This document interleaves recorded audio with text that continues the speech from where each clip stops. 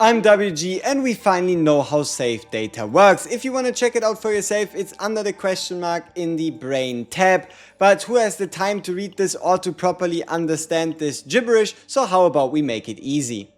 So first off, how do you calculate your save data limit? Your save data limit is whatever tier you're currently playing times 10 plus 20. So if you're beating a tier 7 reward map, that means your save data cap is 7 times 10, so 70 plus 20, which would make it 90, or the highest I've seen so far, a tier 13, which is a tier 12 in nightmare mode, giving you then 150. So this is the cap for your save data. Now, how does it actually get calculated? First off, equipment. Equipment doesn't actually cost you anything. It doesn't make a difference if it's mythic, legendary, rare, whatever it is. Whatever you put on your character, it has no influence whatsoever on save data cap, so make sure you put the best equipment on your characters so that they can make the most out of it. Now, after equipment, we have your base 8 cards. Your base 8 cards for your character are going to cost you absolutely nothing. If you then add a standard epiphany to any of these cards, like Darkness, Secret Art, Destruction, Annihilation, Inner Art, whatever, they also don't cost you anything. The only time the base cards actually cost you anything in terms of save data is if you should get a Divine Epiphany. So for example, having one Divine Epiphany on the Darkness, Secret Art, Destruction makes this card cost us 20.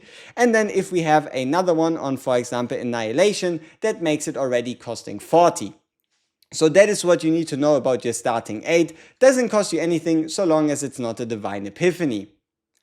The next one is then adding in monster, neutral or common/forbidden cards. Let's start with the monster cards because they're kinda outrageous. First off, monster cards at base cost you 80, meaning you have to go to at minimum tier 6 before you are even able to save a single monster card. Then if you have the monster card with an epiphany, it costs you 90, and the monster card with a divine epiphany is actually worth 100. Then for the neutral, common/forbidden cards, any other cards you put in from the outside, they're going to start at 20. With the normal epiphany, it's going to be 30, and with the divine epiphany, it's going to cost you 40. So, for example, if you have 4 gearbags without any epiphanies, that would be 80 points. If you have 4 gearbags with 4 epiphanies, that would then be a point count of 120 or 30 times 4.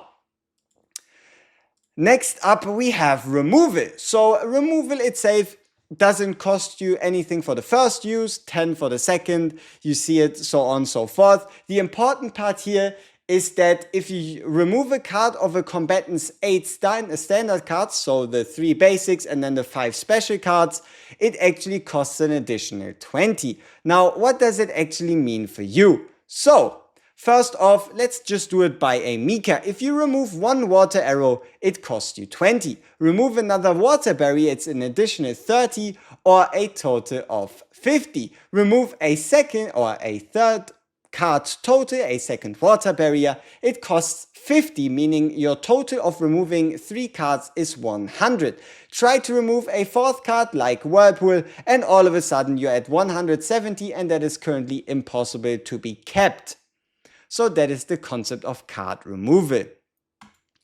Now then, let's quickly talk about card conversion.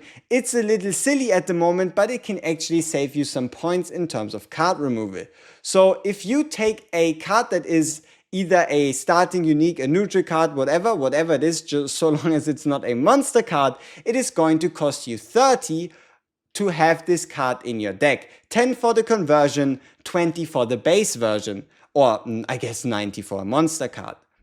Now, if you actually convert multiple cards into these neutral cards and then remove them, you actually save yourself 10 points per removal. So, for example, it is going to be the 4 times 10 for the conversion, so these would be worth 40, and then it would be 0, 10, 30. The only thing you really here need to know is every removal is 10 points cheaper if you've converted the card before. Might come in useful.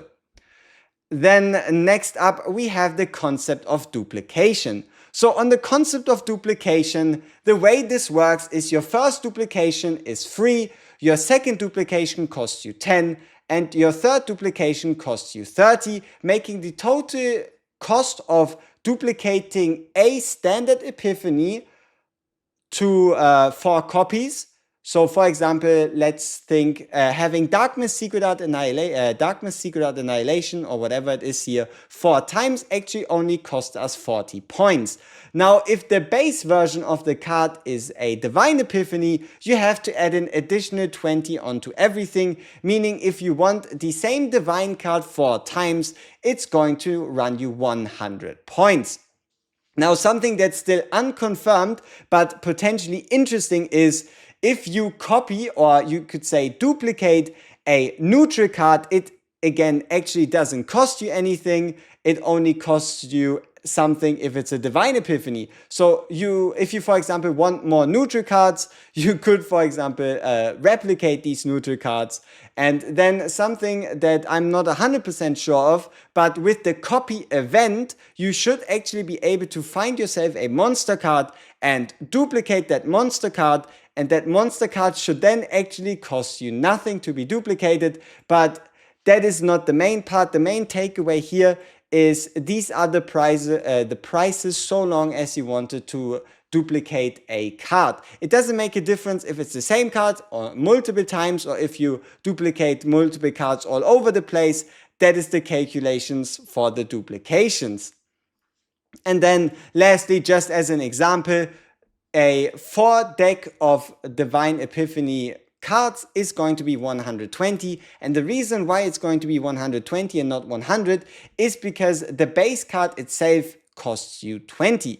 So that is everything you need to know in regards to how these mechanics work. I hope it made it a little bit clearer. I hope you were able to take something away from this, and let's have a look at some niche cases. So first off, if you go above a safe data limit, just know that everything above that is basically going to be random. So the way it works is the moment you are above the limit, it is going to randomly place in pieces that are worth a certain amount of points up until it hits the safe data cap, and everything above that is then going to get deleted. So nothing truly changed. If you go over the safe data cap, it is just going to do everything in its power to put it down to that cap, and there's nothing you can do to influence that process besides staying below or at safe data cap. And then I guess on the last note, there is for example the fact that forbidden cards are going to be always saved. So at least you're never going to lose a forbidden card no matter how high above you go above the safe data cap.